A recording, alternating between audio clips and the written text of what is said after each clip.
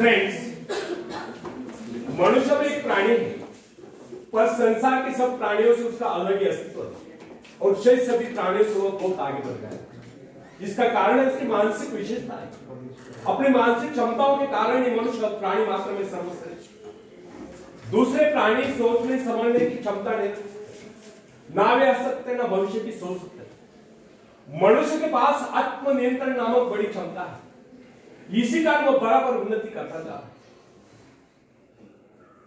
इसी कारण वो बराबर आगे बढ़ता जा रहा है। यह आत्मनियंत्रण का एक परिणाम है कि मनुष्य ने सारी प्रकृति को अपने मुट्ठी में ले रखा है। आखिर इसका रहस्य क्या है? मनुष्य बहुत कुछ कर सकता है, प्रत्येक मनुष्य में बहुत कुछ करने की क्षमता होती है।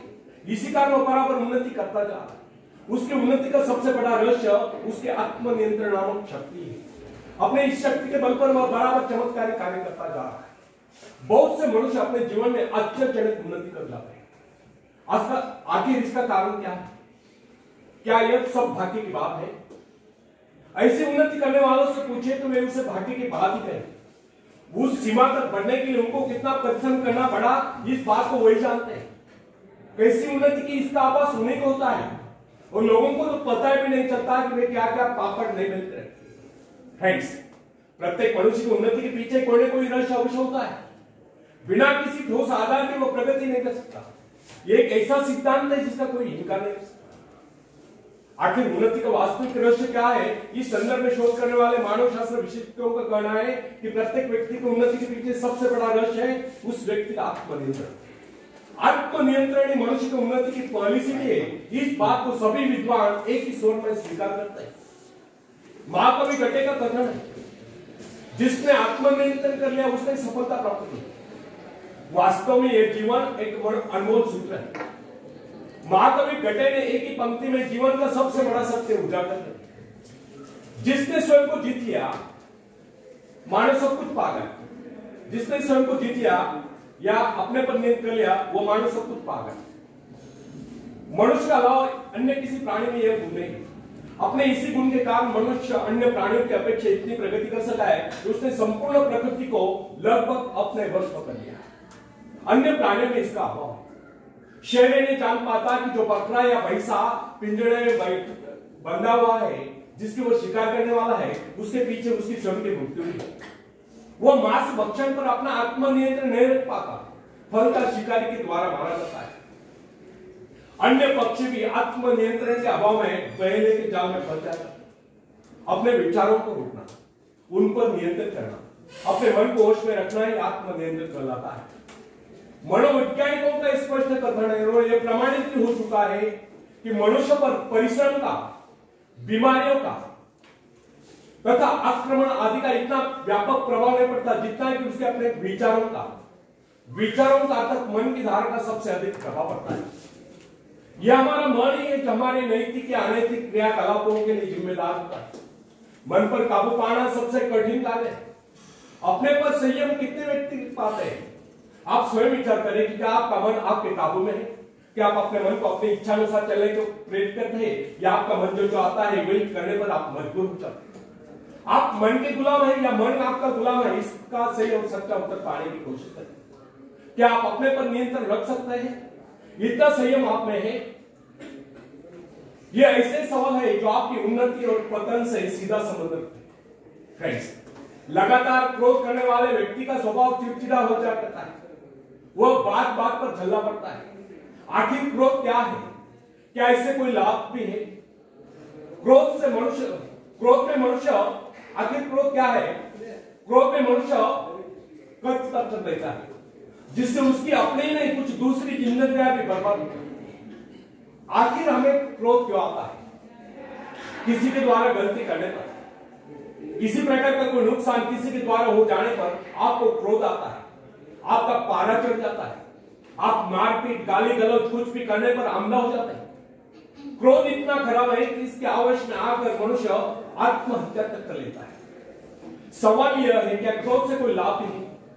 कोई बात हो गई, कोई नुकसान हो गया, कोई चीज टूट गई तो क्या आपके क्रोध करने से वह ठीक हो जाएगी?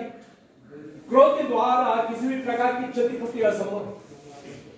क्रोध के द्वारा आप अपना एक और नुकसान कर डालते हैं। अपने शारीरिक मानसिक क्षति के साथ साथ आप अपनी आर्थिक और समय की हानि भी कर लेते हैं। इसी आधार पर हर्बर्ट ने कहा है, वाद विवाद में शांति से काम लो। आवेश तीव्रता से छोटी सी बात में अवगुण बन जाती है, तब सत्य में अनैतिक हो जाता है। हर्बर्ट की यह बात कितनी सच है, इस पर आप स्वयं विचार कर रहे हैं। मैंने अपने मित्र से पूछा, आप झगड़ों से किस तरह बचे रहते हैं? तब उसका जवाब था, जब कभी कोई मुझ पर क्रोध दिखलाने लगता है तो मैं मौन साध लेता हूं और वह पागलों की तरह बड़बड़ाता रहता है।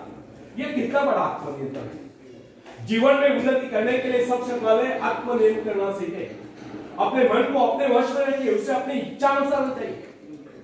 यह मन है जो आदमी को गुमराह कर देता है, उसे उसके लक्ष्य से उसके कार्य से भटका देता है। मन की चंचलता मनुष्य को उन्नति में सबसे बड़ी बाधा है। यह मन है जो मनुष्य को दूसरी दिशा में ले जाता है, फलता उसका अपना लक्ष्य उससे दूर चला जाता है। फ्रेंड्स, आत्मनियंत्रण आवश्यक। अपने मन को अपने वश में रखिए, उन्नति की ओर बढ़िए। एक ऐसा ज्ञान सूत्र है जो प्रत्येक व्यक्ति की उन्नति का, सफलता का रहस्य है। और कारण ही मन बकने लगता है। मन का यह बकना क्रोध को जन्म देता है। क्रोध शरीर को झुंझुन डालता है।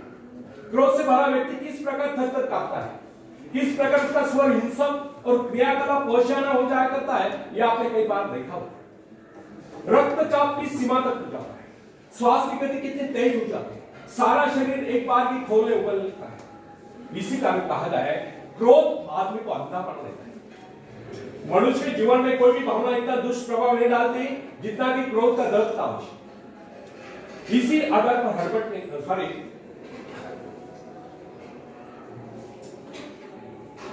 मनोवैज्ञानिकों का स्पष्ट कथन है, और उन्होंने घोषित कर दिया है कि आत्मनियंत्रण ही उन्नति का मूल मंत्र है, सर्वथा सत्य है। जब मनुष्य आत्मसंयमी हो जाता है, वो अपने पर नियंत्रण कर पाने में सफल हो जाता है, तो परम शांति और मधुरता का अधिकारी हो जाता है और बराबर उन्नति करता जाता है। यह उसकी सबसे बड़ी विजय है। जब भी कोई व्यक्ति भड़काने वाले वातावरण से चुप्पी साध कर शांत भाव से निकल जाता है, तो उसके समान सुखी व्यक्ति कोई दूसरा नहीं।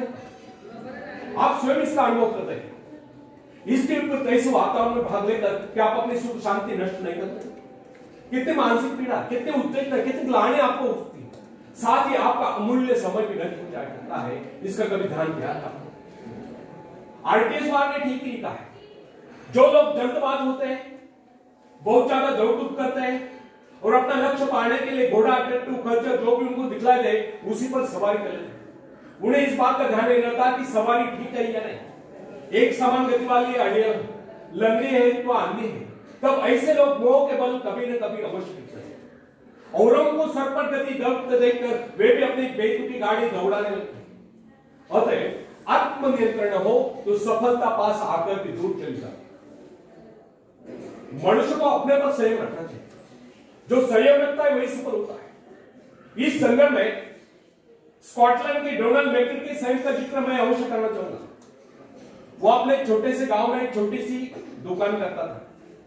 वह नील भी बेचा करता था।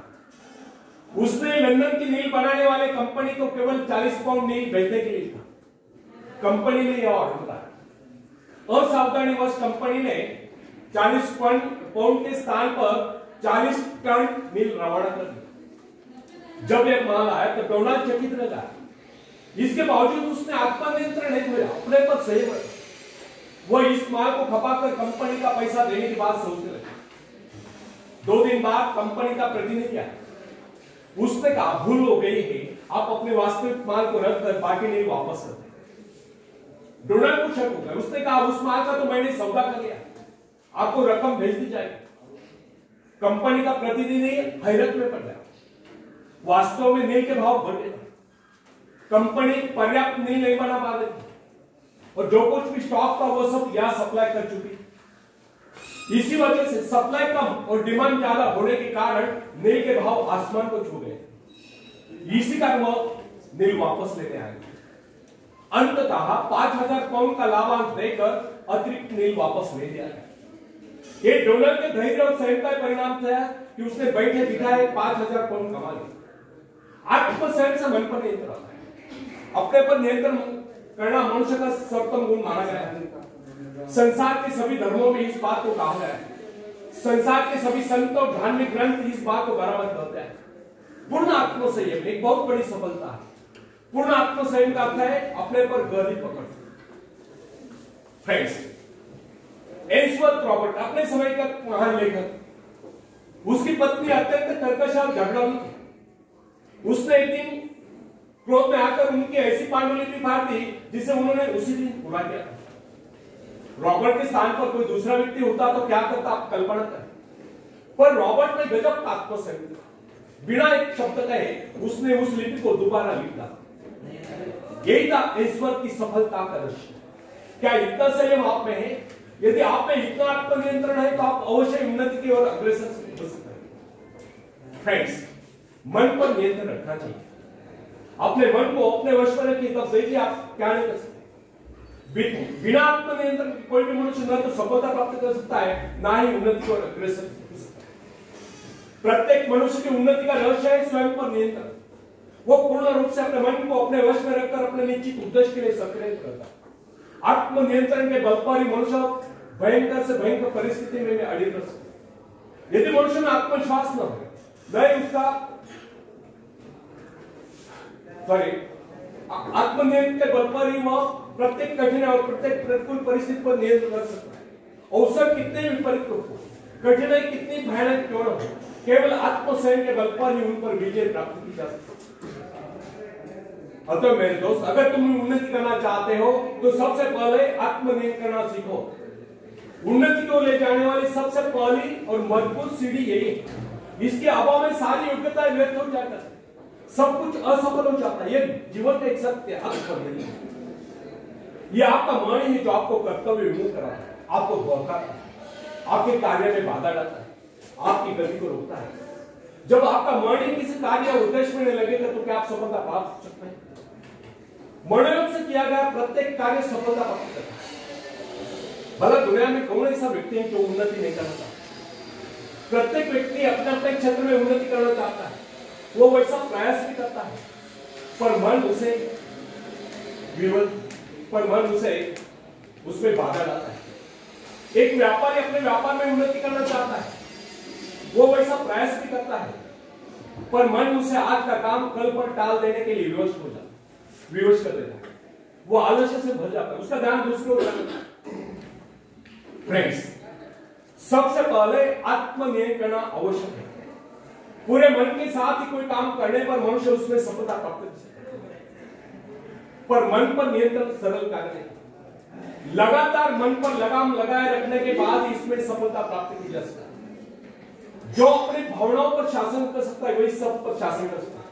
अपनी भावनाओं पर विजय पाकर ही मनुष्य विरोध और कठिनाइयों का सामना कर सकता है। ऐसा न होने पर विरोध और कठिनाई उस पर तोड़कर रख देती है। फ्रेंड्स, सबसे पहले आत्मनियंत्रण रखना सीखें। मन हमेशा अपने उद्देश्य को लगाए रहे।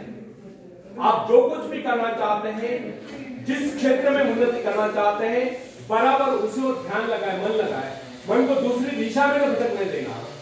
कितनी भी कठिनाई आए, बाधाएं आए, पर आप अपने मन को विचलित न हो देना, तब आप देखेंगे कि आप किस तेजी से उन्नति की ओर बढ़ रहे हैं। आखिर में एक शेर मैं सुनाता हूं। तुम उड़ सकते हो मुक्त आकाश में, तुम मुक्त आकाश में पंछी, तुम व्यर्थ ही डरे, तुम भूल गए हो कि तुम्हारे पास पंख है, तुम पैरों से चल रहे हो, तुम आकाश में उड़ सकते हो, थोड़ा फड़फड़ाओ।